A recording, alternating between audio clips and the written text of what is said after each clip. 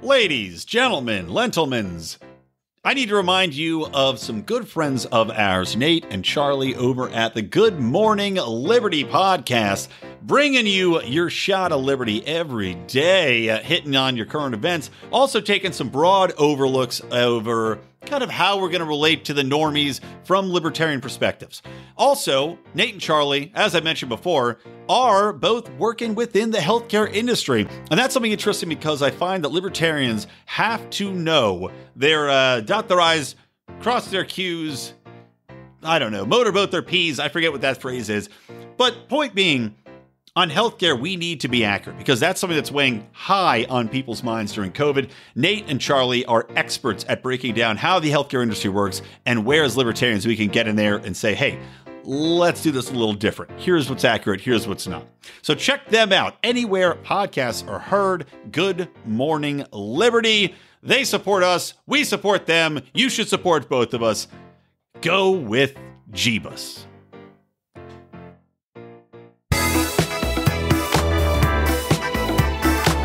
Welcome to Electric Libertyland, here on the Lions of Liberty podcast, your weekly shot of culture, comedy, and liberty with your host, Brian McWilliams.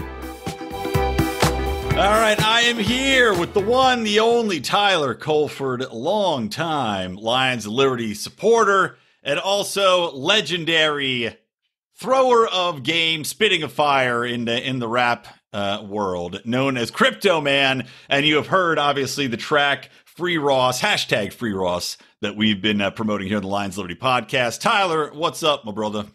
Oh, what's good? I'm enjoying it here in the Green Mountains. Ah. Do they call it that because people grow weed when it's not covered in snow? They do now. Yeah, so you know what? While I got you on, we're going to talk about the show that you wanted and you requested because you were at such a high level of standing within the Lions of Liberty Pride that you get to pick a show, and we're going to be reviewing Animal Farm. So we'll talk about that.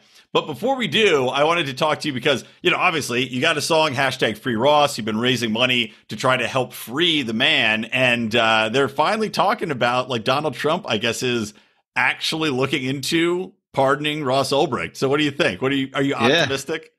I'm cautiously optimistic. Yeah. Yeah. Have you been tweeting at Ross's mom and being like, what's the haps? Has Trump reached out? No. But I was on another podcast talking about Ross's situation. And that was before Trump was talking about throwing pardons left and right. But it would be great to see. I know I've heard a couple other people mention it like it could be a likely thing, but yeah, I mean, it would be interesting. It's hard for me to believe that Trump is gonna pardon him as warranted as it is. Like, he should 100% be pardoned. But it's one of those things where it would be a real ballsy move on Trump's part to be like, yeah, I know they put him away for all this drug stuff, but I don't give a damn, and just like double flip the middle fingers. I mean, it'd be awesome. Don't get me wrong. Especially, I actually also really hope, they're talking about pardoning Ed Snowden. And Lindsey Graham's out there being a fucking dickhead as always and saying that Ed Snowden's a traitor and that blood's on his hands, absolutely zero proof of that. Just like with Ross Ulbricht, zero proof that Ross Ulbricht is responsible for anything. But I don't know. It would be. But they still throw out that assassin allegation. Of course. Yeah, of course. I mean, they have to build up the case. Otherwise, the everyday man would look at this and be like, I'm sorry, he has 2 life sentences for running a website? Yeah, exactly. Okay, cool. Makes me want to take down my my Welcome to Tardville blog, just in case. Come after me. All right, man, so let's talk about Animal Farm. Now, you probably wanted us to review the book, but trying to get a gaggle of drunk assholes to read a book in time for a podcast in like 3 weeks, I think it was like when we decided we were going to do this show, not going to happen. Trying to get these assholes to show up for a Zoom call is difficult enough. So we decided we are going to review Animal Farm starring Kelsey Grammer, which I think is from like 1984. Have you seen that? I I think I must have, but I was like in middle school when I actually read the book. Yeah, they make you read the book, and then after you like struggle through 90 some odd pages, and then you finally get to watch the movie. The teacher just gives up. Like, yeah, I don't care anymore. You children are too stupid. I know you didn't read it. I mean, I did the same thing though. I remember I did read the whole thing. I remember reading it and I remember enjoying it, but it's just like you, I haven't read it since middle school. And I was talking to some of the other guys, in our email chain, and I was like, I thought everybody had to read it, but it must have been school system by school system, or they pulled it for younger kids, because a lot of the guys didn't have to read it. And I was really surprised by that. Yeah, I don't know. I was made to read both the Animal Farm and 1984. I don't think they made us read 1984. That was when I had to catch up on my own. But I remember seeing the movie. I think I saw the movie before I saw the book, and then I was like, oh, I should definitely read the book then. But that's awesome. Well, you had a better education than most people. I guess so. It was a bunch of liberals, but they were like the Howard Zinn people. So they like the they were more skeptical against government and stuff. Yeah. Well, we need more of that. God knows the peace beatniks, and they were protesting the wars back in the 70s. Yeah, exactly. We've lost that beatnik generation, man. It's like anything. It's even right now, the whole generation of, the Berkeley free speech people and all that. They're anti-free speech now. I'm sure those teachers that had you read that book have probably now turned their backs on it. They probably now would be all for banning 1984 because big tech has shown us the way forward, and God knows anybody that doesn't observe the morals of the left should be banned from polite society. Yeah, I don't know. I know one of the teachers used to get the kids to like do yard work and pay them under the table. So they were all for child labor. So I hope those teachers are now running Chinese shoe farms, making the new LeBron Air jerk offs or whatever they're called. All right, man. Well, we are going to hop to it. We're going to review this for you. I hope you enjoy it. And thank you for being such a good friend and good supporter. So, here we go. Review of Animal Farm, starring everybody's famous psychiatrist friend, Kelsey Grammer. So, gentlemen, welcome. This is the Christmas. This is the after Christmas episode. We're pre-recording it so that I don't have to do anything on Christmas. But just FYI, if you want to pretend that you got a gift sometime during the podcast and tell us about it, feel free. Red Ryder BB gun. But we are here. We are here to review Animal Farm. And of course, I would not have asked you guys to read the book over again, because who has the time? But we were able to find for free on Amazon, although with commercials, which I thought was very odd.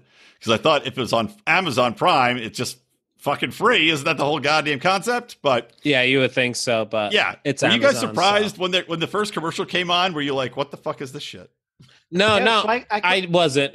On the I guess start screen, it was like free with limited interruptions. So I was like, "Fuck off, Jeff Bezos." So exactly. I knew what I was getting into.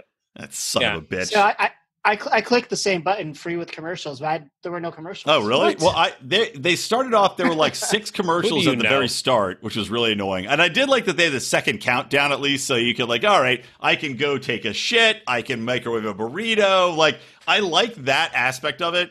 I think all TV should have that, like the countdown timer, so you know exactly how much time you have until you have to get back to the show. It like reminds me of that old Dave Attell joke where he gives himself a hernia trying to squeeze out a shit before The Simpsons started. You guys remember that? Yes. Yeah. But anyway, yes, we had Tyler Colford, who you guys heard on my intro. Well, you two didn't, but the rest of the people listening to this will have heard it, talking about how, he's just curious to see because he had not read it since like grade school, which I think was when I read it, maybe middle school. And I forget, did you guys say you had? I think Howie had to read it. JB, did you have to read it in middle school? I don't know if I had to read it, but I did read it. It might have been on like some kind of reading list or something like that. Yeah. I don't remember it being assigned though. Yeah, I think I had to read it freshman year of high school. It's kind of surprising. Like, I could never see this book being on any reading list now, considering like, you know, what it's about and what the focus is really kind of exposing, getting ahead of ourselves, but, you know, exposing this kind of communist worldview and how everything's corruptible. I wonder if now the Antifa that are teaching in all of our universities and under, or I should say elementary through high schools would even dream of introducing this content to the kids, or if they view it as contrary to their mission. They might. I don't know if you knew this, but George Orwell was a democratic socialist, but he thought I was just going to say, yeah. He thought that Stalin had corrupted. I guarantee none of the people that you're describing think that they're represented in the pigs in the actual farm. Yeah. None of them. You have to realize that they're actually on board. Like maybe like Old Major. They're like, well, if they just listen to what Old Major said. Yeah, exactly. Right, they're the ones adding. Yeah, they're the ones adding extra letters onto the wall. Right. You know, they don't realize that, and they're kind of blind to it. There is. I was going to get into that too. Like some of the people, like we're jumping way ahead of ourselves. What's that fool's name? Yeah, well, I'll just get into it when we reach it. Yeah, the other pig. Not Napoleon, his lackey, like Squealer or something. I can't remember what that guy's fucking name was either. Yeah, Wheeler? The real bourgeoisie guy with the monocle.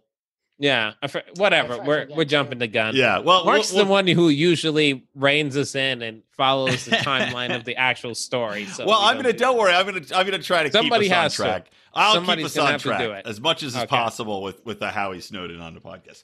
So yeah, we did Animal Farm, and we decided that because it was free on Amazon, we would do the 1999 Animal Farm movie, which had Dr. Fraser Crane. We got a blanket as Kelsey Grammer as one of the pigs. Dr. Fraser Crane. And then also Jean-Luc Picard. Yes, Jean-Luc Picard is Napoleon. And like instantly you hear the voice and you're like, oh, that's Jean-Luc. That's my boy. You're my boy, Lou. So yeah, Jean-Luc Picard voiced the Napoleon pig, who turns out to be the main villain in the movie, or in the book and movie. But we start off, they're on a farm, humans are running the farm, and these animals are acting like animals, as animals do, until you realize that they are meeting in secret because they have deep held resentment towards the people and the way in which they are being treated on the farm, which was like Jones Farm or something like that to begin with. So they have a leader. His name is Old Major. I should probably bring up my notes while I'm just extemporaneously talking. Major. And he is possibly the most grotesque puppet I've ever seen in my fucking life. Like, the Old Major character is this gigantic fat pig who's just old and just, slathered in goo on his face and just jowls like he flying. Just sweats up profusely, constantly sweating. So gross looking, this fucking thing. Like, Jim Henson's people really got into it. But he's basically teaching the animals that humans are the enemy. Right, they are the oppressor, and that the animals have to rise up against them, and the time is now, even if he's not going to be around. And, foreshadowing, turns out he is not around for very long, because he gets shot by the farmer who goes out to sea, because you hear all the cattle and the ducks and everything, which is kind of funny. You just hear, they're singing like the animal communist war chant, and then they cut to the inside of the house and the farmer just hears so he runs out and accidentally shoots Old Major. So that's where we'll begin. So gentlemen, your thoughts on Old Major and where this whole thing kicks off. The messaging to begin with. What do you think? And dead silence. Excellent. Well, I'm this thinking, has been fun. No. What? Give me a second to draw a breath here. I was just going to say, first and foremost, we need to acknowledge that in the book, that Old Major's not shot by the Farmer Jones. That's not how he dies, if I remember correctly. That's why I was looking real quick, just to make sure I'm not saying something completely wrong and stupid. If I remember... If I remember correctly, he just dies. Like, because as soon as you're like, he was old and fat and sweaty. Yeah, I was like, no, doesn't he just die? I don't remember him getting accidentally killed. By the I don't farmer either. I agree. I think he just dies. He said he didn't have. He said he didn't have long to go, but like, he was dying. So we got to speed things up. It's a movie, so. Yeah. So he comes out and he actually shoots him, and he like stands up and he like flips out the back of the barn, and he comes down, lands like right on his neck. Yeah. Well, you know what? If you're already shot and you're falling out of a barn, I would try to aim for my neck. I'd be like, let's just get this done quickly. But of course, with my luck, I just end up completely paralyzed on a tube, shitting into a bag. But Yeah, according to Facebook, I'm not Facebook. What the fuck am I talking about? Wikipedia. Yeah, in the book, he just dies 3 days later. And that makes a big difference. That's why I wanted this pause right here. And I'm glad you stopped at this old major narrative. Because if we're talking about a parallel for the communist revolution of Russia, spoiler for anyone who doesn't know what the underlying story of Animal Farm is, it is a communist revolution in Russia in 1917. 1917. But like your hero, your Lenin being killed by the Tsar, which the farmer is supposed to represent, Tsar Nicholas, this incompetent ruler over the area, versus just dying of old age, makes a big difference in rallying the troops. Yeah, so it makes it a lot easier. It makes it a lot easier to rally the troops when the Tsar fucking murders your idol. So I think that's a big change, and it's not a subtle change. It makes a big difference in the narrative. Which I just wanted to pull out. It's a big difference between the book and both movies, apparently. I'm looking on Wikipedia, even the cartoon that we saw before this even came out, presumably. Okay, yeah, because when I saw this, I could have sworn I saw a cartoon movie. Yeah, there's a cartoon that was made in 1954, and this live action was made in 99. Did you guys know when Orwell wrote this, it was during the World War when we were teamed up with Russia? I think it was no, I think it was published. No, I think no one would publish it during the war, but it was like 46 or 47. It was like literally like right after the war it was published. Yeah. During the war, the British and the Americans it was like, chill, George, chill. We think this is great. We're just going to keep it in development for a little while. Let's not forget the Soviet Union killed like 80% of the Nazis' fucking soldiers. Kind of needed them to, kill the Nazis. Yeah, exactly. But yeah, I mean, it is for real. Russia won the war for real. Yeah, 80%. I think that's the mark. Like 80% of German casualties were 2 Russian bullets. Yeah. Well, anyway, getting just Russian at the end are like, we did it for you. All right, so getting back on track. America. Yes. USA. Yes. It is definitely a parable, as we're saying, about communist Russia and the uprising there.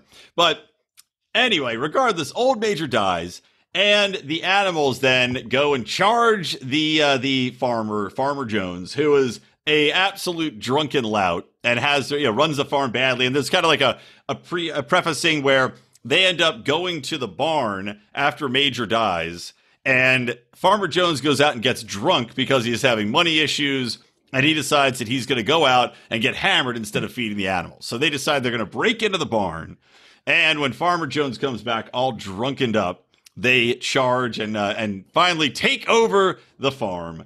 But before we get to that point, though, I did want to go back to Old Major and these, they have these, and I should have written them down if I was smart, but Old Major talks about the commandments that he's laid out, which is that all animals are equal, that humans are the enemy, that 4 legs are better than 2, and, you're never allowed to act or become anything like the humans, right? It's this idyllic socialist dream of equality in every way. So what do you think of that starting point? I mean, to your point, it obviously starts out, it's still very communist to begin with, and very socialist to begin with, but then it gets corrupted. So where do you think of the starting point? Hey, I've got his original commandments. Okay, cool. Read them off real quick.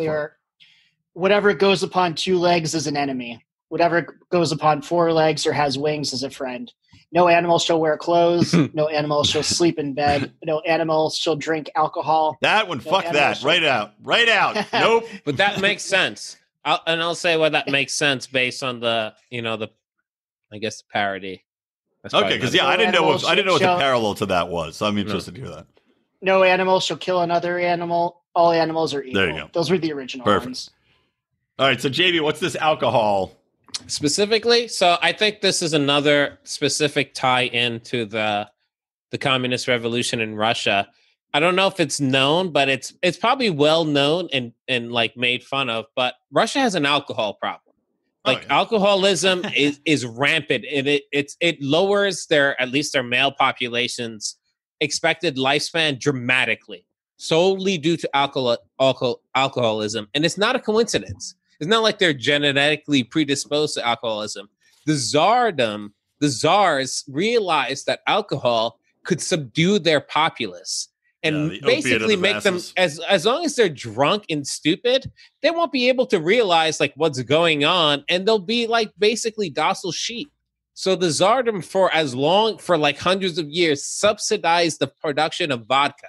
It made it so cheap and flushed it to their people in such quantities to keep them docile that like being a rampant alcoholic is ingrained in Russian culture because of it. And it carries on to this day because of the czars using alcohol to subdue their population. And putting that in is an express tie to what the communists were against. Yeah. Interesting. I remember even in the 80s, like watching, I don't know why I remember this one part of a SNL skit where they're like, we've stolen the Russian secret recipe for alcoholism and despair. Yeah, they did that. And they did it on purpose. It's like, if you're so hammered, you don't know what's going on, you're certainly not going to rebel. You just go about your day as long as you can get vodka for fucking 5 cents a liter. Yep, exactly. Is this why libertarians haven't done anything either? I think we get more fired up. I consider us more like the South Park where, you know, there's one episode where Stan gets involved with like Morpheus from the Matrix. But to get out of the Matrix, aka real life, and to see through all the bullshit, you just have to get super drunk all the time. That's the way I view our alcoholism. Seeing through the bullshit with a liberty lens, you just have to be a certain level of drunk to get there. But yeah, so they lay down the morals, and then, as I said, the animals revolt. They ended up, and it's a very sissy revolt. All the revolts the animals undertake and all their plans are really under fucking whelming in this movie. You know, it's like the farmer's such a pussy that he just kind of runs off. You know, the animals kind of run around him, and the dog kind of jumps on him, and he's like, "Oh shit, let's get out of here, Mom!" They run to the bar, but. Dude, when they jumped in the car though, and the horse stopped them and starts like jumping on the car, I couldn't remember what happened. I'm like, oh shit, are they gonna kill these people? Well, they should have. I mean, if you're gonna do it, but they yeah. I mean, because that's what I wrote down. I'm like, why would you not just go back in the morning with more guns and just start shooting the fucking animals who don't have any guns? Sense. Yeah. Animals that you'd likely slaughter anyway. You're worried about just gunning down. It doesn't really make any sense. Right. You can get another draft horse. You can't it's far less money than the land that you just giving up the whole farm. It makes no sense whatsoever. You know, it's just satire. I know. Yeah. I mean, we could also ridiculous. We could split hairs. Let's ignore that fact. Yeah, well, we could split hairs too about the pigs learn. So the pigs, after they take over the farm, the pigs learn to read and write first, and I guess they teach all the other animals to read because they paint the first, the one pig Snowball, which, he's pure. If the name didn't tell you, Snow, pure. He's the one ideologically pure. Orwell wasn't too subtle with that. Orwell was very subtle. And then naming the one guy Napoleon. It's like, Napoleon versus Snowball. But gee, whose side are you on? Dude, seriously. But so the pigs are painting, they paint the commandments up there, and I'm like, how are these pigs holding this goddamn paintbrush? They have hooves. Yeah, they have hooves. And Kelsey Grammer's pig is milking the cows too, and I feel like a dog would have a better chance holding a paintbrush than a fucking pig. Right? Yeah, exactly. Have a dog use its mouth gently, like an elephant painting. Pigs are really smart though. That's another thing. That's why they took over. Yeah. Notice who was the two smartest groups in the book: the pigs and the dogs. Right. Everyone is like sheeps and horses. They just do whatever is going on. Yep. Like are horses dumb? The pigs are in the charge. Certain dogs are the bodyguards, and one dog rebels because they're the ones doing all the thinking, and they're the smartest animals on the farm. Dude, I mean, some of those dogs. I don't think that's a coincidence. To do you? Re-education camp as puppies. Yeah, that's we're getting when you indoctrinate someone from a young age, right, which I love. I mean, we'll get there. Because we're ahead of ourselves. But yeah, the indoctrination shit is dead on. But of course, you see, so the pigs take over, and immediately even though it's based upon equality, the pigs who are viewed as the disciples of the great old major, because he was a pig, they start to immediately break everybody down into different stratas. And from the get-go, they decide that it's they put up the hoof and horn flag, which is very of course like the hammer and sickle. Yeah, and I love that. Yeah, and then Napoleon also makes sure that as they take over, he starts to get the allegiances. And as we said, that's where he gets the dogs, who are intelligent, but also the only animals that are really capable of attacking viciously and quickly in large numbers. So he gets the dogs on this side and adorns himself in medals and has them pledge allegiance to him. And then that brings us to Jess getting some dog knocked her up, and she has puppies. And what do they do with the goddamn puppies? Who did it? Probably was. Like the commander, whoever he was supposed to be in, I guess, Russian hierarchy, the general of the puppies. It was like that Rottweiler-looking dog. You know what I'm talking about, right? It had to be. Yeah, it must have been. So then she has puppies. What happens to the puppies? I'm waiting.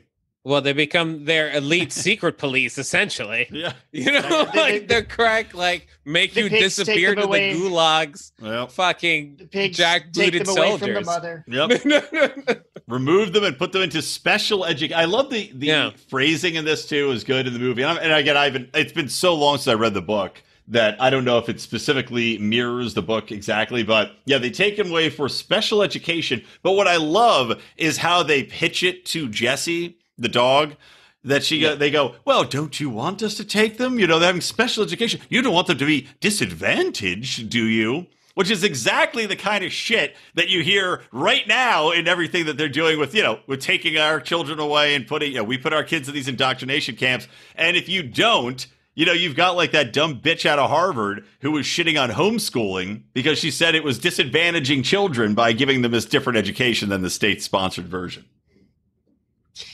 Well, special ed really has a different connotation nowadays. Yeah, I know. The short bus. Put them in night school where they have to learn to add. And there's a lot of parallel with that, even in our society. It's against the law for your kid not to show up to some kind of school. You can homeschool, but you need to make sure the government knows that you're teaching them something. Yeah, you need to still check in, or there's going to be some problems. Will throw you right in jail. Yeah. And that's where Kamala Harris exactly threatening people to go to jail. The truancy is you have to go to jail because your kid skipped school. Right. I'm like, what? Do the kids have ankle monitors on them at all times? By the way, how the fuck is the parent going to monitor that shit anyway? You can only beat someone so much. Going to school is so important, but now they won't even let you. Yeah. It's important enough to take someone else's freedom away, apparently, according to Kamala Harris. Oh, yeah, exactly. Yeah. And going back to Howie's point, they won't even let you go to school. And the thing is, too, if you don't turn in the fake homework that they give you on Zoom, then they will also throw you into jail. And I was like, there's some... Well, anyway, we're getting off target. Getting back to this actual review. So... They take the kids away. They train them basically to be his own little Secret Service ninjas. But I also love how when they're going through in the beginning, they're touring the big farmhouse, right? And they're looking through it. Oh my God, we should keep this house. The pig says we should keep this house. No one should live in it as a museum. And then they find the TV, which is just, amazing to everybody involved. And they leave it in the house until it's time for bread and circuses. Wherein Napoleon finds that if he rolls out the TV, he can further placate the animal masses by turning it on, and they will watch for hours. Because they were going disgruntled. One thing we need to add in is they're starting, the productivity on the farm is starting to decline, and the animals are starting to get underfed. Yes, it's a little there's a little undercurrent until they throw it in your face, but less and less food is coming in. They're not eating as much as they used to by this point. Yeah, well, except for the pigs. The pigs are getting they get milk and apples. Yep, milk. They get all the milk and all the apples, because they're smart. You need to power all that gray matter. Yeah, and I was like, awesome. I need to use that next time. I was like, look, I'm way smarter than you. I'm going to take all the fucking roast pig and whatever taste you have there. And, that's what I'm going to use on my wife when we're eating. Yeah, when we get a pizza, there's one piece left. To be like, look, I'm going to need this last piece of pizza, baby. My brain, as the smartest brain in the house, needs this. You and the baby will have to beat the crust that I leave over here. You can have some ranch to dip them in, though. Don't men have larger brains? Don't we need more brain fuel? I think it's only because we have larger skulls. Like elephants aren't smarter than us, and their brains are bigger. Are you sure? Are you sure, though? Am I sure they're not smarter than us? They're not some sort of super intelligent species. Well, if they were smarter than us, then they would have definitely came back with some payback after slaughtering them all. Maybe they're doing a little rope-a-dope. That's how I know they're not smarter than us. I don't know. Are you saying Gandhi's an idiot? They're doing rope-a-dope, man. I don't know how they're related, but elephants are definitely not smarter than us, or they would have K-bombed us a long time ago. Yeah, but Gandhi wouldn't have done that. He was a Are you saying that all elephants are pacifists?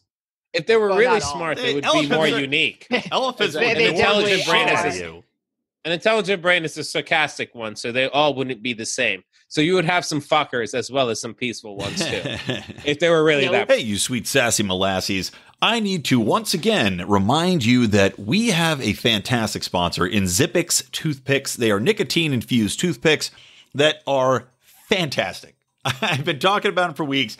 I had a buddy just order some. But he could not wait. He came to my door. I'm not even making this up. Came to my door 2 days ago, said, hey, do you have any more of those toothpicks? I'm waiting on mine. I love them so much. So I gave him my sweet whiskey packet because they got multiple flavors. They got sweet whiskey, peppermint watermelon, spearmint and spice, and so many more. These are 2 milligram or 3 milligram nicotine-infused toothpicks. They were developed in a lab. They are FDA registered. And what's great about them is you get that buzz like you would smoking a cigarette or doing chew or vaping, but you get to just roll it around your mouth. You kind of chew on it. You suck on it. It's got a great hand-to-mouth kind of feel. And hey, if you got the oral fixation, it helps with that too. And the biggest benefit is that you're not stinking up any joints. You're not spitting into a mug and grossing everybody else around you out. Check them out at zippixtoothpicks.com and use promo code LION. Again, promo code LION to get 10% off your order. Right. That's really the problem. There are definitely some not pacifist elephants out there. They can't all be pacifists, so they wouldn't be that bright. All right. Unfortunately. Devil's advocate. A worthwhile argument to have. So getting back to it, yes, they keep their brains working so well. And then they also use the threat of Farmer Jones coming back, right? There's always that specter. And it's kind of, it's a little bit like Orwell with the Big Brother in that you have to always have an enemy for people to focus on as well. And there's a lot of juxtaposition between 1984's Big Brother and the hate, because in this, they also build Snowball up, who is Snowball was the purist, as we already established, who had initially painted the learn to read and write first, painted the amendments, the commandments on the barn wall. And then once he became politically inconvenient and became a challenger to Napoleon's power, gets turned on, and Napoleon then turns him into basically a terrorist and the great evil that all of the farm animals have to focus on. All right. So now you probably have to jump in. Like Snowball, this is where we go back into Russia. So Snowball's supposed to represent Leon Trotsky, right? Supposedly, if you talk to leftists, the good communists. Yeah. So with some certain expect. And of course, Napoleon's supposed to be Joseph Stalin. So this whole feud is it's supposed to represent the struggle for power between the two after Lenin's death. Who's going to take over who's going to be face of the movement? Who's going to take over from here? Whose ideals are going to be, what the Soviet Union will go from there on out. And needless to say, Trotsky lost. Did he have a pickaxe to his head or something? Isn't that how he died? I remember he fled Russia, and then I remember he was assassinated in Mexico, but I don't remember how. I'm pretty sure it was in Mexico. I was in a play, and I can't remember what it was called now, but it was about Trotsky getting killed, and the way that he was killed was like a hatchet or a pickaxe to the head. Something really. That sounds kind of familiar. Yeah, I'm sure it was violent. So in the movie, they chase Snowball off, and we don't hear from him again. Is that what happened in the book, or does he come back? No, I don't think he comes back. I don't think he comes back. I was actually surprised, that you never see him again. I don't think you do. Yeah. I don't think it goes as far as to like obviously Stalin had him killed wherever he was killed. Yeah. But I don't think that's replicated in the book, and it's definitely not in the movie. Yeah, so they chase him off, and they chase him off because Snowball wants to build a windmill, which will make all of their labor easier. And Napoleon at first opposes it, and because he says, "Oh, we need to focus on building our defenses up because Farmer Jones could come back." And then he sicks the attack dogs that he's trained, the indoctrinated attack dogs on Snowball, who runs away, and they chase him off. And then, of course, right after he pisses on. Oh yeah, yeah, right. Ice axe. Yeah, and then in 1940, Trotsky was attacked in a study by Spanish-born AKVD agent Ramon Mesader, who used an ice axe as that's a weapon. it. Yeah, I knew it was like this is was some movie shit. Yeah. Holy shit. Fucking life is stranger than fiction. What the fuck? Yep. Ramon Really Mercader used an ice axe to kill Leon Trotsky. That sounds so made I up. think he just crept up behind him and then just like chunked him right in the back of the fucking head. Yeah. Which Trotsky, man? Have your head on a swivel. Shit. Yeah. That was like the original Sylvester Stallone cliffhanger movie was actually supposed to be a Trotsky film. And they're like, wait a minute, Sly, you can't pull this off. Just go hang on some ice, guy. And that's how it was made. But getting back to my main point about Snowball and this windmill. So immediately, and again, George Orwell does a good job of mirroring how these state actors take power and then keep it by using the ideas of others while creating myths and legends about themselves. Of course, after they chase Snowball off, Napoleon and Squealer or whatever get together and they're like, oh, it's probably a pretty good idea to have this. So they then take credit for it. And they're like, it was my idea first. It was my idea all along. Oh, just a bit of sidebar. When I was watching it the other day, I never realized how dumb Boxer was. Yeah. I knew he went along. I'm like, come on, man. Use your fucking head. I felt so bad for him because he's easy like the muscle. He could have been like the Genghis Khan of the farm. He could have killed anyone there. Oh yeah, easily. But he's such a moron. Yeah, he's just like it's like he's the big Clydesdale. For those of you who don't know what we're talking about, he's the giant Clydesdale that would be going through the plow fields. Big, strong animal, but dumb as shit. And older, like probably older. Yeah, he was going in years, and I don't think any of those attributes are an accident either. No. Orwell was saying a lot of poignant things about society and what type of people go along with certain things and what people don't. Every characteristic, I kind of narrowed in every characteristic of every major animal in this story.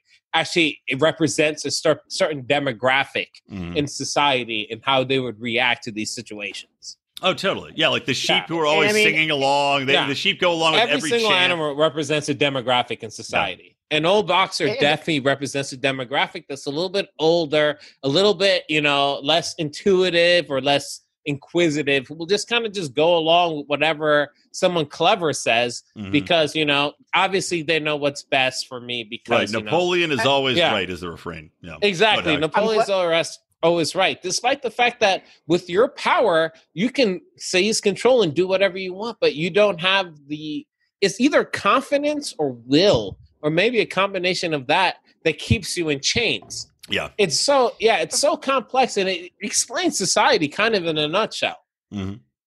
Boxer's also a good example of how some of these dumb commies, they mean well, they're trying to do the right thing. But they're just that's the overarching, I think, point of it. Even though, I would say, as Orwell, as a democratic socialist, obviously he believes that this ideal society is possible, but that's where, to me, it clearly is not. It clearly, it seems to be he has to have at some level realized that the point being every time this is tried, and we're seeing it in Animal Farm play it as well. Once you have people get in, into the riches, have the power, you see instant power struggles come into play as we see the pigs take advantage. The intelligent people in any society, the clever people, the unscrupulous people are always going to find a way to get to the top.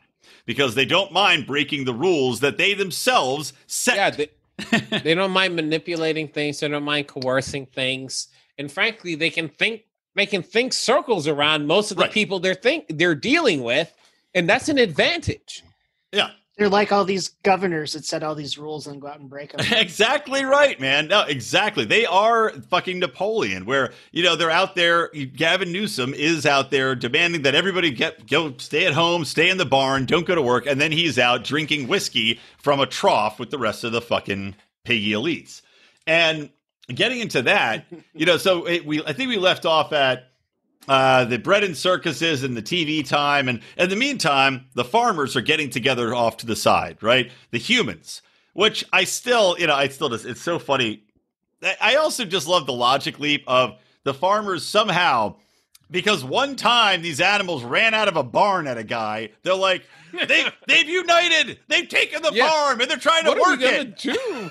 I'd be like, so animals ran at you, guy. Go back and put them in the fucking barn. Like, what are you talking about? But they instantly are like, they're geniuses. We got to put a microphone in. Yeah. Instantly it's a rebellion versus a random stampede because there was a fox in the barn. Because they were eating food in the barn and then they ran out because they were startled. It seems to be the Occam's razor explanation of it. Why did the crow side with the humans? I don't know what side the crow was on. Because that's another thing that's different from the book. At first, he was trying to tell, like, when the dog knocked the dude down and Farmer Jones, and he hit his head, the crow was, like, freaking out about it. And then he said animals should never attack humans, The crow went, like, after they were chased off to, like, the place where the humans were meeting. He was, like, tapping on the window like he wanted to, like, he's a turncoat. Yeah, I saw him. But then the guy, like, opens it up and is like, shoo! Yeah. I think the crow just represents people in society who will go with whatever they view to be the power.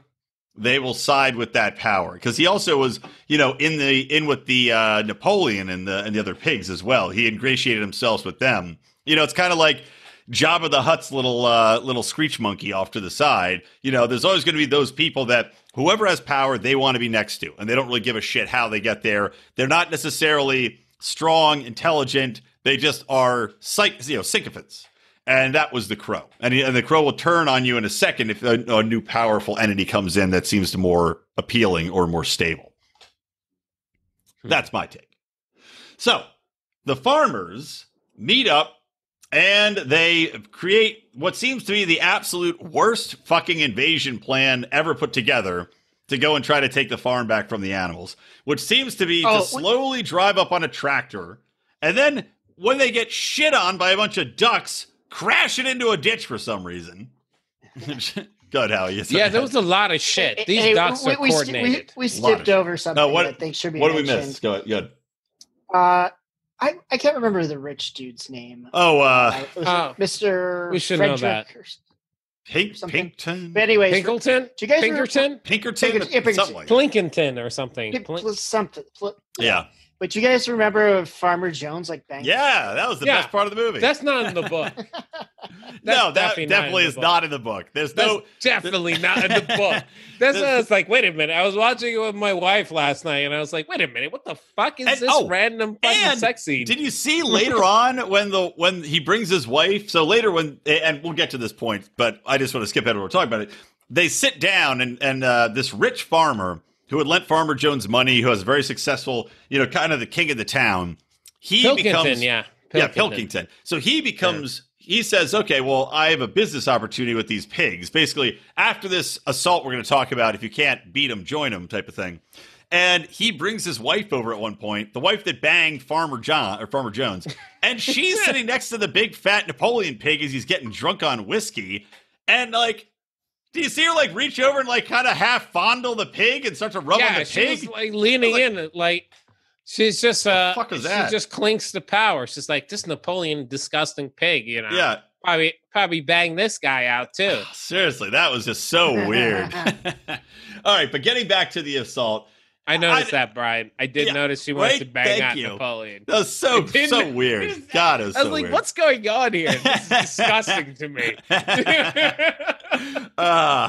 Good stuff. Those Brits, they know how to slide in a good bestiality reference. So the assault on this farm, right? They coordinate. They all ride in, as I said, on this tractor. They get shit on by the mighty coordinated ducks, the true mighty ducks. And they take out a couple of them because, they have guns. Then they finally get out of the tractor and they go into the stables. And there's some plan where they have Snowball lead the charge because Napoleon has identified Snowball. I guess this is before. Wait, this is before they chase Snowball off. I guess I'm kind of. Yeah, they had a big battle that probably is part of the revolution, but I don't know what Napoleon and Squealer. Yeah, I don't know what battle is supposed to represent, but they had a big battle against the humans where Snowball was the hero. He led the charge and was wounded. And everyone was like Snowball, and then Squealer changed the chant to Napoleon, who did fuck all but hide. They're like, we're all here. Which is what Stalin did. Yeah. That at least I know is that he hid like a bitch and wasn't out on the front line. And they were like, Napoleon. Yeah. So they twist that narrative around. And then at the same time, they leave a gun behind, which I thought would play a more prominent. I thought in the book, the gun actually played a more prominent role. Because they didn't really do anything the one they were going to shoot every year? Yeah, because they didn't really get into it. The farmers dropped a gun and left it behind, and they just didn't really do anything with it, which I was very surprised by. Maybe it got cut. Oh, they don't have opposable. It doesn't stop them from milking cows and fucking writing them commandments. Milking cows and writing. Yeah. Writing with the Latin script, motherfucker. Yeah. How do you do that without fingers? So the least successful assault ever. And then the farmers all get chased off, and that's when Pilkington decides I thought they killed the one dude, though. That was the third time I thought they killed someone. Boxer had a chance to kill him, but Boxer said he doesn't want to kill, even humans, right? So that one human gets let go. But then that one human should have died because he got brained by a fucking draft horse. Oh, God. He got kicked in the skull by a draft horse. He should be dead. Yeah. Like Mr. Miyagi, like a grape in the street. What they didn't tell us, that guy was the horse slaughterer. Oh, poor Boxer. Poor Boxer. Well, we're not there yet. So I had written down this, right? So they chase Snowball off. And the pigs then start to really change the rules, right? They start to change all the commandments. They go out later and Squealer goes and paints in the middle of the night and adds on, conveniently, they paint new words onto the commandments that say, like, you're not allowed to sleep in a bed with sheets because the pigs have now moved into the house and are sleeping in the beds. So they add with sheets to try to fool people. They add, because they've decided that they now have a accustomed taste of whiskey, they add you're not allowed to drink alcohol to excess. So they change, and this again, there's a lot of parallels with 1984. Yeah. They have that same type of, changing what was to fit the narrative that the ruling class wants to have in the present. The revolutionaries. And most importantly, they changed no animal shall kill another animal to no animal shall kill another animal without cause. And then they go on like purging murders. Yeah, that was brutal. Watching the rat get hung, the ducks. That was the propaganda films. Yeah, the propaganda films rolled out. They were impressive. Really like black and white. Like the old Nazi propaganda style or Soviet propaganda style, showing that any dissenters will be purged. And of course, I liked also that they're criminals. Anybody that has a thought against the state, anybody that has anything suspicious that they don't like, they just brand them as criminals.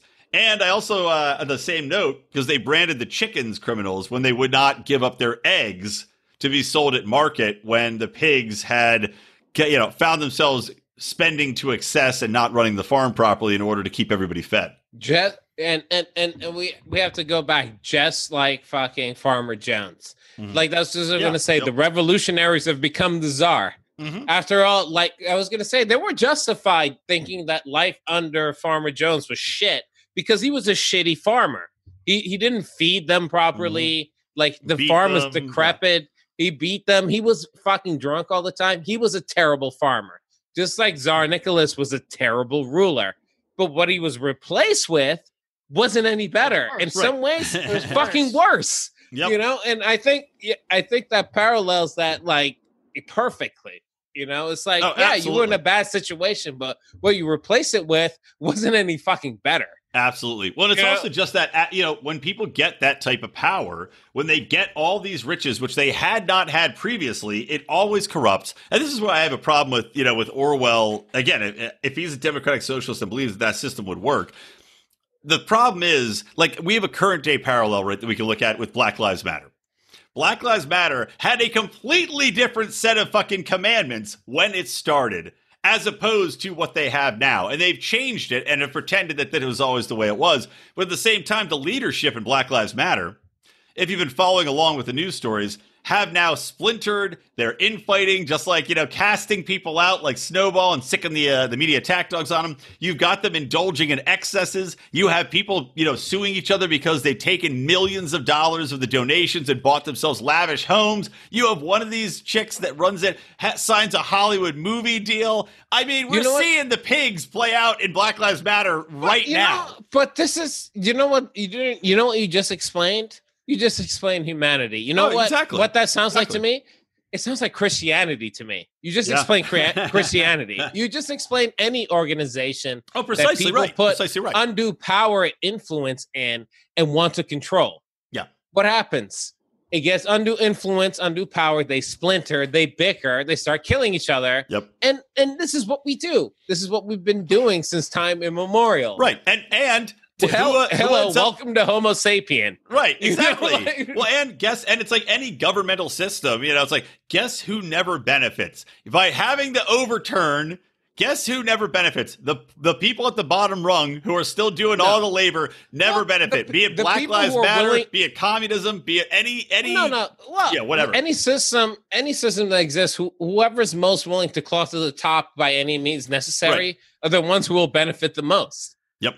Exactly. People who have morals and convictions and, want to do right by people, they tend to not be as advantaged because, you're not willing to cut corners. You're not willing to destroy people to get what you want.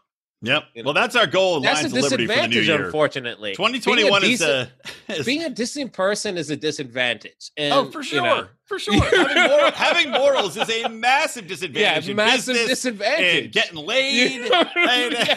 And in life, having morals is a disadvantage in life. And you do it because you know that it's right, not because this is, you're going to get the most out of doing it. Yep. And then, Howie, I just noticed you cut your beard down. Good stuff. Looks good. No, I needed to cut it. No. It's you're being sarcastic. No, I'm not. It looks good. All right, getting back to it.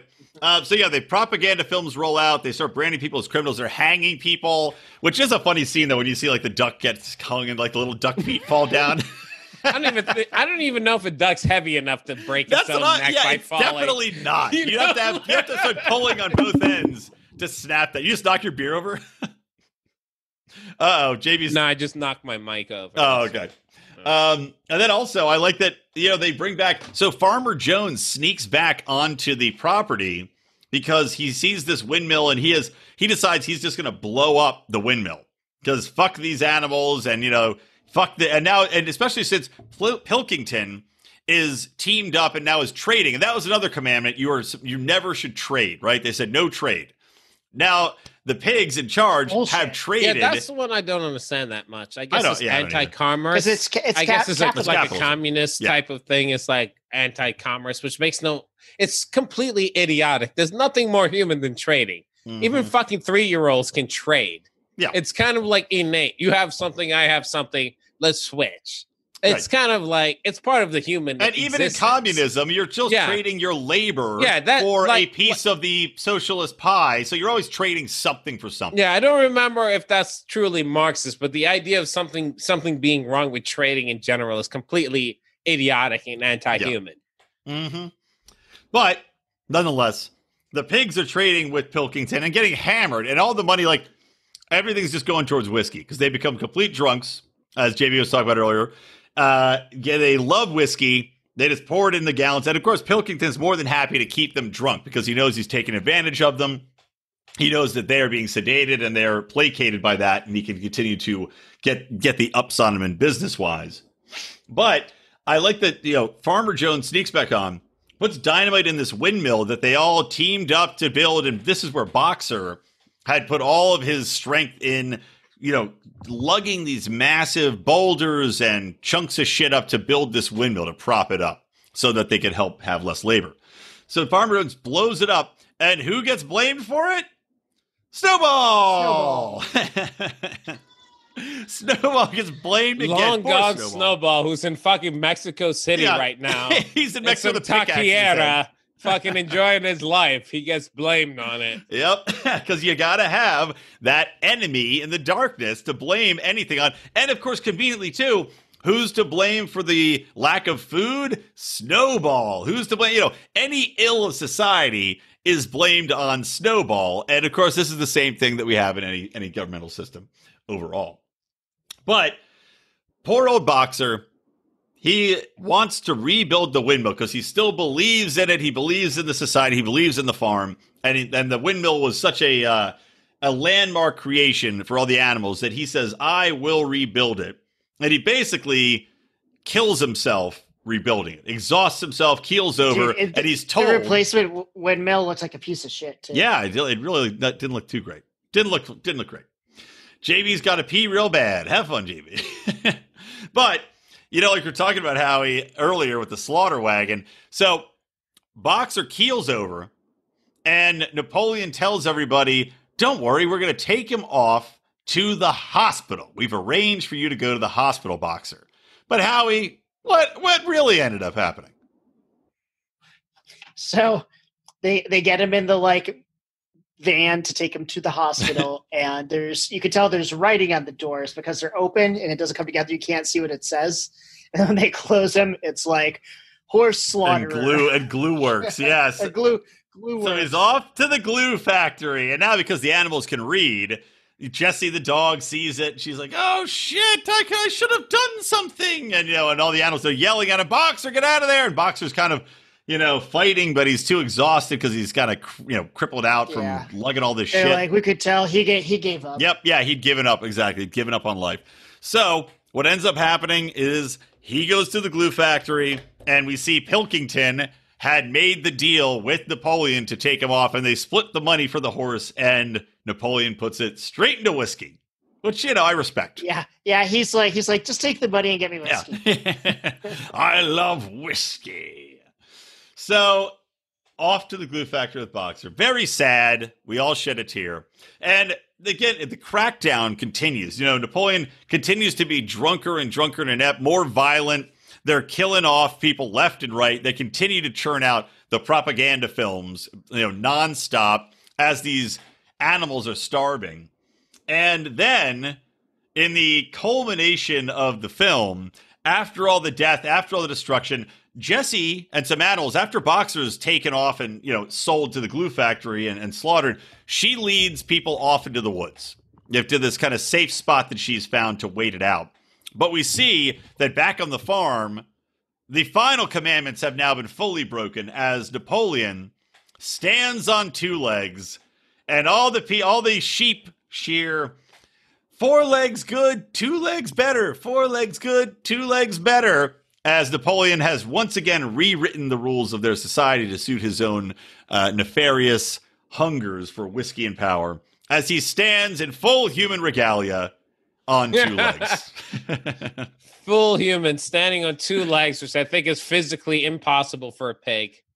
But I digress. See, I felt like they probably just had like a human body dummy. You've seen dogs and bears do it. I think it's literally impossible for a pig to do. No, I think it's like when you put your head through a cutout of something. I think maybe they've got the anime, like the bionic suits that we're building everywhere for super soldiers of the future. No, Have we thought about that? Is he a transhumanist pig? One thing I have to break up, which is very important about the end, is that I think it's very different in the book.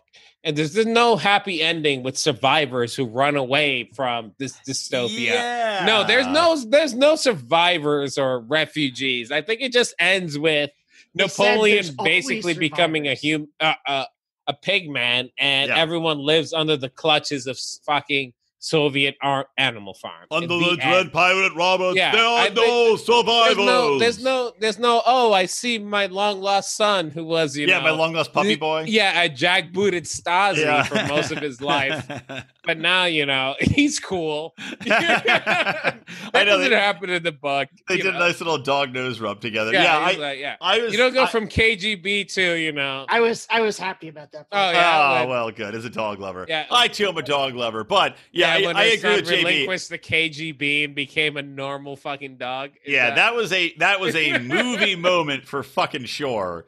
Where they go back, but again, but the farm being decrepit and falling to pieces, that is something that we can all stand behind because, like so many of the societies, look at Venezuela, look at any, the Soviet Union, everything else.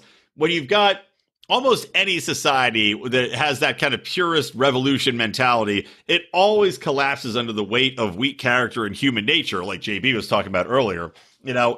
When you've got something that, especially when it's got a system like, China's been able to maintain because they've developed their economy well enough to do it.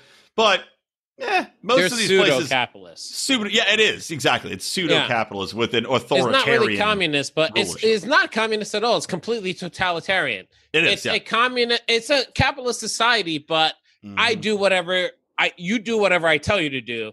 But other than that, it's more money. Fascist. Yeah, it's basically fascist. It is. Yeah, exactly right. It's totalitarian. That's the that's the best definition of China's I hate government. to tell people. I hate to tell people. Yeah. But communism and capitalism lost long ago. Fascism won. Yep. It's like do whatever you want, make money, make phones. I don't care. But government when I runs tell the you to business. do You still got your you private fucking property, kind of. And that's China. Oh, you know what? I forgot. I wanted to say one more thing about Boxer when he got sent to the glue factory because I did love the beauty of that moment of him just immediately being sold down the river because I was like, this is exactly what happens when a useful idiot's usefulness runs out. Exactly. Sell him down the river, shoot him in the head. And Stalin did the same thing. Like all the progressives that voted for Biden. Hospital. A hospital you'll never come back from. Stalin, any number of these organizations did it. Once they take over and get power, then they purge the people that they don't need anymore. The useful idiot is the first people to get rid of. Nothing. Like Stalin starved the whole fucking country. Yeah. What he did to the Ukrainians is not even discussed well enough. Yeah, but I think he also did he have like 100,000. He had like 100,000 personal people. I think that he was like, kill him, kill him, kill just him, what he kill did him. to like the Ukrainian Soviet Socialist Republic.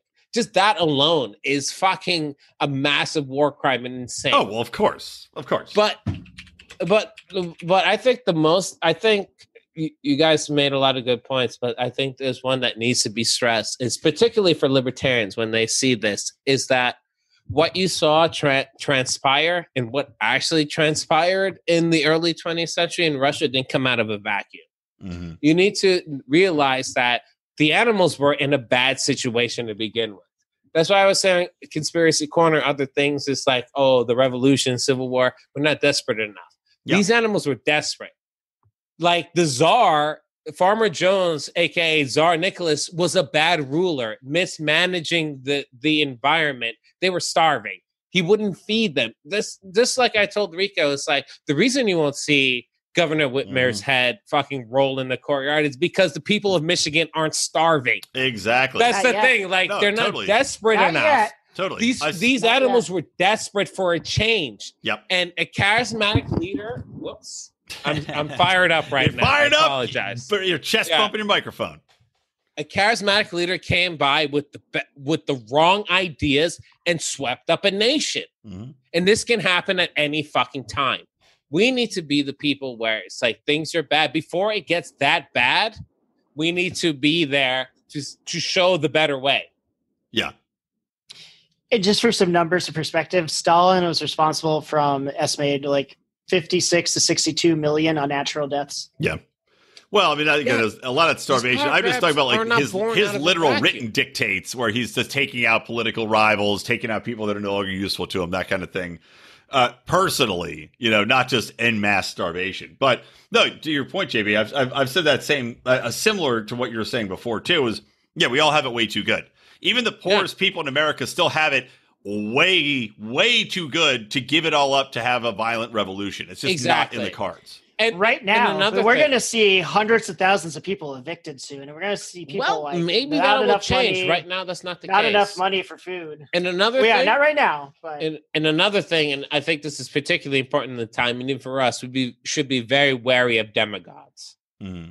We should not build these fucking impenetrable figures who we lead to, no matter how good they are. Like everyone has flaws. Everyone is not the truth. Like, no one should be put on a place where old Major can say whatever they say is true. And that goes for anyone. That goes for Ron Paul. That goes for Mises. That goes for Rothbard. I don't give a fuck. No one should ever be put on a pedestal like that. Yeah. We're all human. I'm gonna build a pedestal for Ron Paul. That if you ever You're not. get up on this. It's gonna be JB's just he's gonna have a bunch of paper mache Ron Pauls that you can come in and hit off a pedestal with a bat. No human should ever be put on a pedestal like that.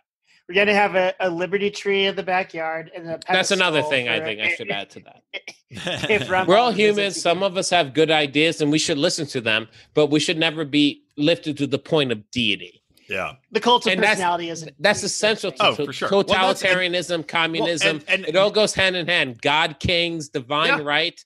Well, it's never been easier though. Fucking It's never been easier to develop that kind of persona. Then, I mean, we're in the era of social media. I mean, especially for these big tech corporations that can censor people out to have people that they want as far as their messaging rise to the top so easily.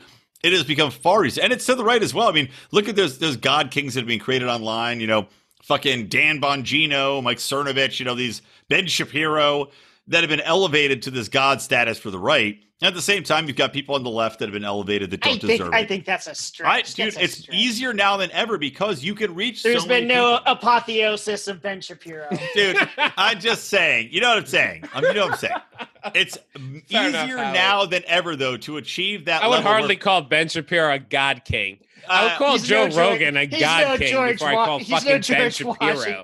Give me a break. But my point being that these people have followings where it doesn't matter. They can say go, and you'll have, 50,000 people go angrily tweet at somebody, or to the point where they'll send them fucking hate mail and go, egg their house or harass them on the street. That is pretty fucking crazy, and it's easier now than ever. And it's wrong. Yeah, well, I'm not saying it's not unless I get that power. Thinker. In that case, it's fine. Here, listen, I'm going to disassociate myself from this because if Jesus comes back at the end of 2020, I'm not going to be like, hey, no God king. I'll tell him you're to go talking fuck about himself. the literal divine. I will tell him that I want no part of his shenanigans. Say, get out of here, you Jesus. And I was go sell your chocolate bars for your basketball team somewhere else. I disavow. You disavow it. So what do you guys give it? What do our pause up, pause down, I guess. That's a stupid system, though. I hate it. Wait. Is 2 paws bad? I don't know. It's a dumb system. 2 paws bad, 4 paws 4 paws, yeah. It's all your paws. 4 paws. It's 4 paws up. Or, I don't know, something like that. I can't remember how. 4 paws. 4 paws from Howie. Wow. Great. Even with the bad animations on Jesse the dog's mouth. I know it was a different time, but God, this was terrible. It was bad. Well, that was bad, but it was like 20 years ago. Yeah, you got to Man, put a carrot up her ass like they did with Mr. Ed. Just then just voice it over. Time it. Is that what they did with it? They put peanut butter in his mouth, but I heard also carrots in the ass help. Oh. Yeah, because I heard the peanut butter in the mouth thing. I didn't hear that. JB, what about you? What's your rating? Well, I like this is a story that needs to be told for all time. Yeah. Because of all the things that we said, like everyone needs to read this and remember what happens, when you follow leaders who have these types of ideas and can manipulate people in these ways. So I have to give it 4 paws just for spreading something that just I'm glad the people, our educators might have forced us to read this as children for the wrong reasons, but I definitely think it's worth everyone reading. Yeah. I concur. Yeah, to me, I think it's insane that people don't view the hammer and sickle the same as the swastika. Yeah, I agree. I fucking completely agree. I would say that the hammer and sickle probably killed way more people. So it did. Factually. Well, I also honestly, the only reason that's true is because we never had a hot war with them. Yeah. Like I could that's go the out only in reason a that's hammer true. And sickle T-shirt tomorrow, nobody would bat an eye. No, of course not. If we had a hot war with the Soviet Union, there's no one who would dare fucking walk around with it with impunity like they do now. Now, like it would be like the swastika. Yeah. Because it would represent something that people like millions of American soldiers died fighting. Yep. Because that's what it would take. Well, hopefully it doesn't here's happen. another question. Do you think, Hollywood loves to remake movies. So this has now had a cartoon version, a 1999 version, which now is absolutely ripe as far as the cycle of Hollywood remakes goes. 1999 is an eternity ago. Do you think this movie will be remade again? Because I will say I do not. I think they'll say that it won't go along with the fucking mentality. Even though JB was saying the educators probably believe that it speaks to their point of view, I think it will be viewed as too dangerous to go against what the leftists believe now to remake this film. You may be right, but I think it should. I think they could do an awesome job. Well, I agree with that, man. But I don't think it's going to happen. JB, what do you think? I still think the vast majority of leftists don't think they're Napoleon. They think they're the female dog. I wish I could remember her name. Lassie. Jessie. Let's call her Lassie. Jessie. That's why I was like, it's not Lassie in my head for like the last 5 minutes because I wanted to say this. It was like, there's no fucking way it's Lassie. It's something else. Well, it was Lassie Jessie, come home, and it was Jessie come. And then she just comes on the ground, and you're like, disgusting. Get outside. Jessie's girl. Yeah. What was I saying about? No, I was going to say about leftists. I imagine all these leftists who are playing this for their students or recommending this to their peers think they're Jessie. They don't think they're Napoleon. So I don't think it's going to make a difference. You don't think they think they're Old Major? They think they believe in Old Major, and this is why I say they're specifically Jessie. It's like, I believe in the ideas of Old Major as long as Napoleon is not around. Right. It's like the people that still defend Venezuela, and they go, well, Venezuela would have succeeded if the United States was there. Or if Chavez wasn't in there, it would have been fine. And because they can't believe that this is just something that's going to happen every time. All these leftists believe they're Jessie. Right. Yeah. And that's what we need to. They don't think they're the bad person. They think they're Jessie. Yep. Exactly. They're like, no, we can do this, but you're fucking it up. Mm-hmm. That's their mentality. Yep. I completely agree. Well, gentlemen, final thoughts of it. I mean, these pretty much were our final thoughts. But anything else to wrap up the episode? You want to add on to this review of Animal Farm as per the quest of our good buddy Tyler Colford, our supporter, our rap star of the Pride, Crypto Man. Check out #FreeRoss. I have one thought. I guess it's more something I'm pondering. You know how there's people that made that like Jedi religion or whatever? Like Jediism? I didn't know that was a thing, but I'm not surprised. I've vaguely heard of that. Do you think there's any people that like animalism is their philosophy? They're like, yes, animalism was right. I'm sure Who likes the bad fuck it is. and just go around with their hands and feet all the time? I guarantee that, yes, that's a thing. Just like it's a thing. There's like a whole society of tree fuckers. Animalism. Well, then Old they don't wear Nature's clothes right. then either. That, they're just walking around with no clothes on. Beaches, those exist, hedonism I'm just wondering if are there any animalists out there? If any of our listeners are animalists, let us know. We're just going to get a bunch of fucking furries emailing us. Yeah, send it to Brian at Lions of Liberty. If you're going to send me your furry pictures, make sure that your boobs are out. Unzip them a little bit. I need a halfway to lure me into the true world of the furries. That's probably a good place to end it up. All right, gentlemen. Well, thank you both for watching Animal Farm, for taking part in this. And this is going to be my last podcast of December 2020. So fuck off, 2020. You were a shitty, horrible year, and I hate you. Let's hope 2021 is better. You can't see him giving it both barrels. Both fuck yous from JB. All right, from me, Brian McWilliams, from Howie Snowdon, the Godfather of Liberty, and JB Lubin, my man in Philadelphia, let's wish everybody a very happy new year, and peace out.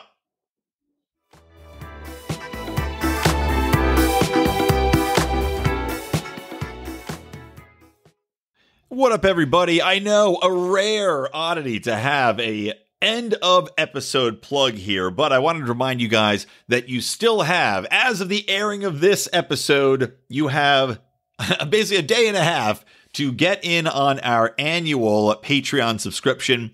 As you may have heard, we are offering 2 free months. If you sign up for the annual rate, which means you pay kind of lump sum for the year, we're going to give you 2 free months off. Get you that access to our live streams, to Conspiracy Corner episodes, to episodes coming out early, to all of our Degenerate Gambler shows, to the Legion of Liberty Doom, to Do Nothing Man episodes, and so much, much more. So hopefully we'll see you guys in the Lions of Liberty Pride. You can sign up at patreon.com/Lions of Liberty.